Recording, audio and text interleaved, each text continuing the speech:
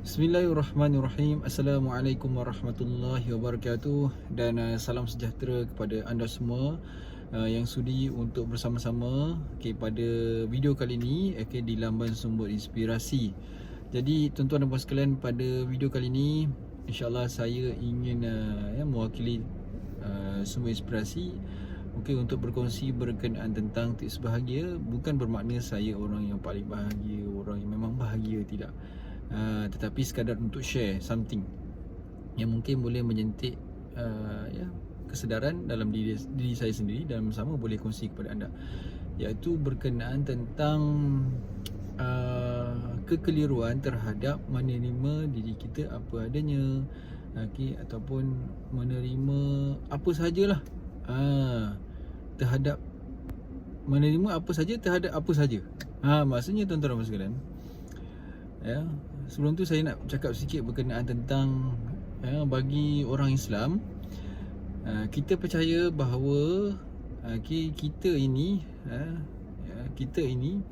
apabila kita nak buat satu keputusan, kita boleh dipengaruhi oleh beberapa perkara, beberapa elemen ataupun beberapa unsur.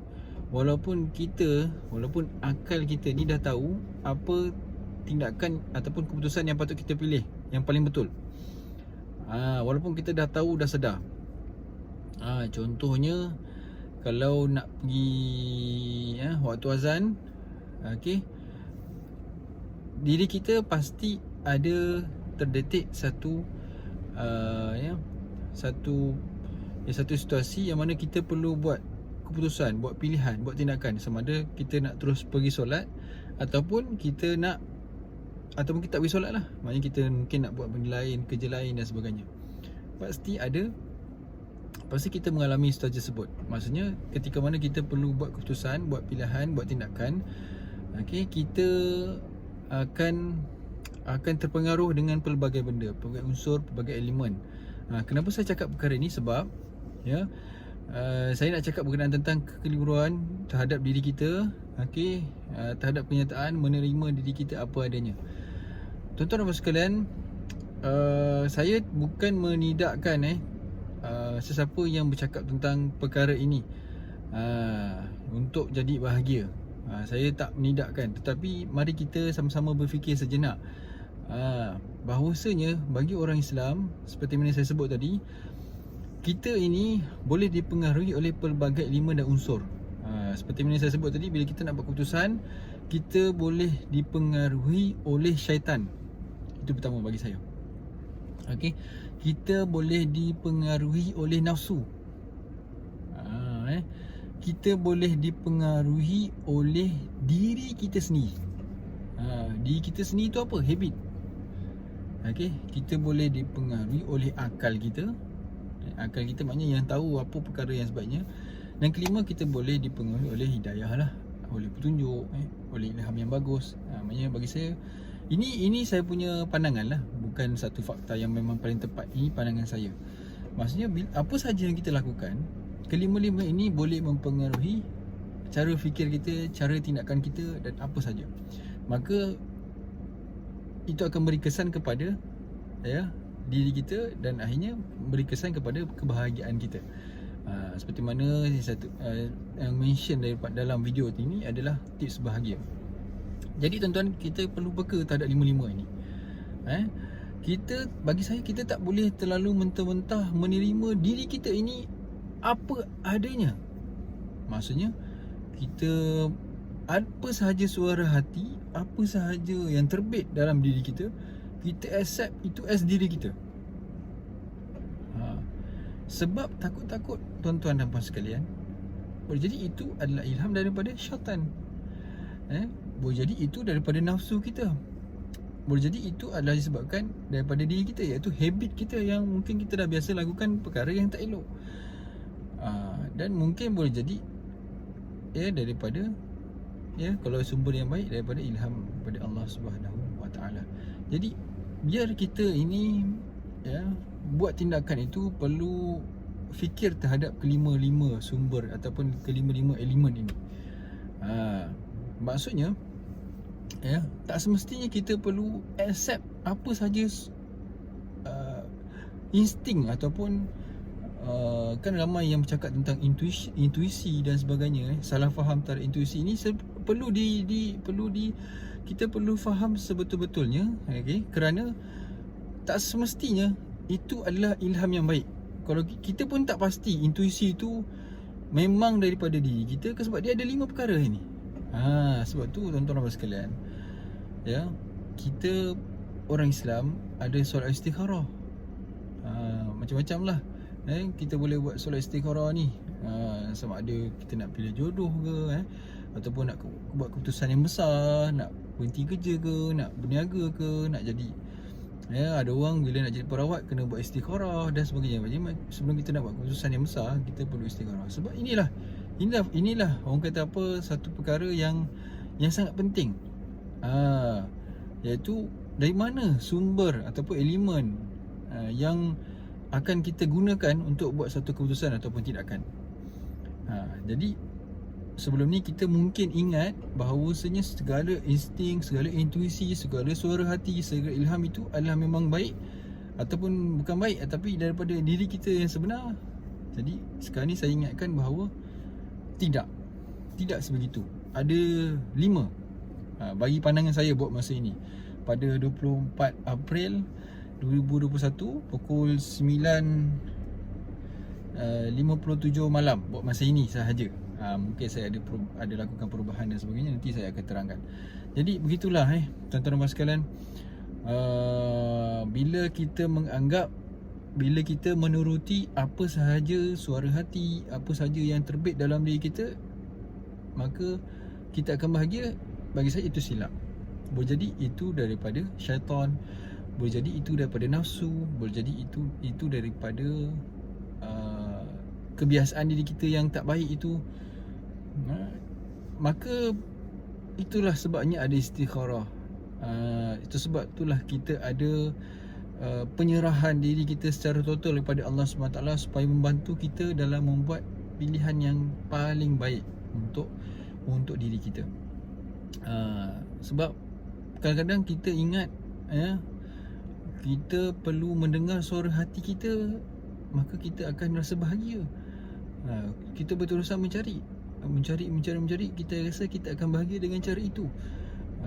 Tapi perlu kita ingatkan semula bahawasanya boleh jadi tindakan kita seperti itu adakah benar-benar betul ataupun kita tertipu. Sebab tuan-tuan sekalian, kalau kita tengok ramai orang Islam hari ini, kita mudah terpengaruh dengan pelbagai sumber ilmu-ilmu berkenaan tentang dunia pengembangan diri, dunia pemberdayaan diri, dunia motivasi yang banyak bercampur aduk dengan ajaran-ajaran yang bertentangan dengan syariat kita secara sembunyi ataupun secara terang-terangan. Maka bagi saya perlunya kita berhati-hati dalam membuat keputusan terhadap apa saja perkara, terutamanya bahagialah. Kita nak bahagia, maka kita takut-takut kita tercedok sesuatu yang bertentangan dengan ajaran Islam, menyebabkan kita tak jumpa lagi kebahagiaan itu kerana kita cari jalan yang salah. Tuhan Maha Sayang pada kita, alhamdulillah masih lagi memberikan satu peluang kepada kita untuk kembali ke pangkal jalan, untuk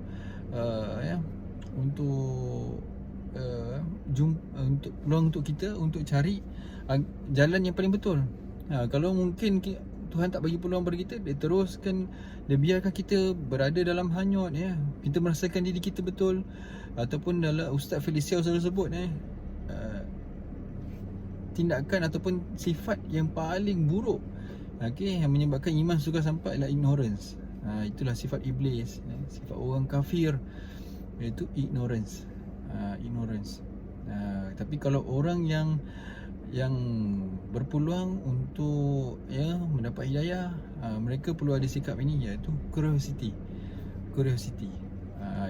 Itu daripada Ustaz Felix Xiao. Jadi saya rasa sekadar itu saja. Kita perlu pelbagaikan lagi pengetahuan kita terhadap elemen-elemen yang boleh mempengaruhi tindakan kita, keputusan kita, pilihan kita seterusnya. Bila kita dah jelas, aku buat keputusan ni daripada mana? Daripada diri aku sendiri ke, ataupun daripada nafsu, ataupun daripada syaitan, ataupun daripada ilham yang bagus ataupun berfikiran, kemudian kita serahkan kepada Allah. Apabila kita nak buat satu tindakan ataupun keputusan itu, serahkan pada Allah Subhanahu Wa Taala. Jadi perkongsian ini adalah kerana saya keluarkan, saya bagi perkongsian kepada anda ini bukan kerana saya ingin mengajar, tapi saya melihat banyak sangat sumber di luar sana, yang bukan saya nak kata memang salah, tapi kita perlu ada kerisauan bahawasanya boleh jadi ilmu pemberdayaan diri, ilmu motivasi, ilmu apa segala yang berkaitan itu, yang bertujuan untuk memberi kebahagiaan kepada diri manusia, kita risaukan terselit di dalamnya elemen-elemen secara tersembunyi, secara tanpa sedar, elemen-elemen yang bertentangan dengan ajaran Islam, yang menyebabkan akhirnya kita didoktrin secara tanpa sedar. Yang menyebabkan kita, keputusan kita semua itu secara tanpa sedar, kita sudah terbiasa dengan ajaran-ajaran yang bercanggah dengan syariat Islam. Jadi periksa semula siapa guru anda, siapa coach anda, siapa pengajar anda, adakah dia betul-betul mengamalkan Islam, dia ada tauhid yang sebenar, akidah yang sebenar, supaya at last ilmu yang disampaikan itu kita dapat bawa kepada Allah Subhanahu Wa Taala. Stop kita cakap bahawa ilmu ini penting, ilmu ini bagus, rasional. Stop cakap perkara itu kalau pengajarnya itu tidak memegang, tidak membawa akidah yang betul. Sebab kita tak tahu, tuan-tuan dan sekalian, kita tak tahu apa yang tersembunyi dalam ilmu tersebut.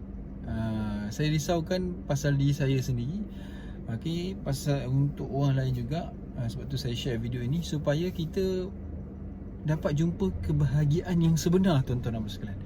Kebahagiaan yang sebenar, bukan semata-mata kebahagiaan dunia, tapi kebahagiaan sebenar, hakikat kebahagiaan sebenar, iaitu di dunia dan juga di akhirat, insya-Allah. Jadi saya rasa sekadar itu saja perkongsian saya. Mari kita semak semula apa ilmu yang kita belajar, sumber mana yang kita ambil, dan sebenarnya pastikan ia selari dengan Al-Quran dan hadis. Kalau anda tak boleh nak rujuk kepada ustaz yang berdekatan dengan anda, sebab kita faham kadang-kadang ustaz ni pun tak faham. Bukan dia tak faham apa, tapi bukan bidang dia. Jadi teruskan mencari ustaz yang insya-Allah, ataupun kalau bukan ustaz pun, tapi orang yang faham agama yang betul.